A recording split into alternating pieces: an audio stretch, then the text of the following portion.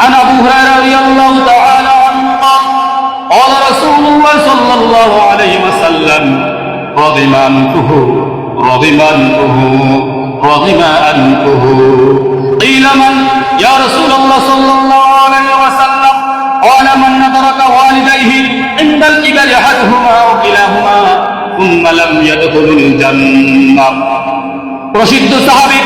আহলে সুফার অন্যতম সদস্য, যিনি নবীর অত্যন্ত প্রিয় সাহাবী, সর্বাধিক হাদিস যিনি বর্ণনা করেছেন, হযরত আবু হুরায়রা রাদিয়াল্লাহু তাআলা আনহু হতে বললেন, তিনি বলেন নবী সাল্লাল্লাহু আলাইহি ওয়াসাল্লাম বলেন রহিমান তুহু, তার নাক ধুলাই মলিন হোক,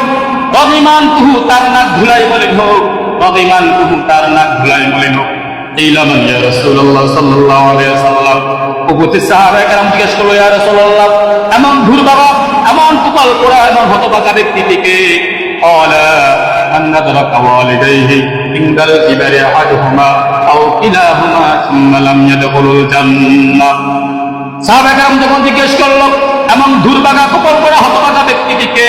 তখন রাসূলুল্লাহ সাল্লাল্লাহু আলাইহি ওয়াসাল্লাম বললেন, যে ব্যক্তি তার পিতামাতাকে জীবদ্দশায় পেয়ে গেল, তাদের দুজনকে পেয়ে গেল,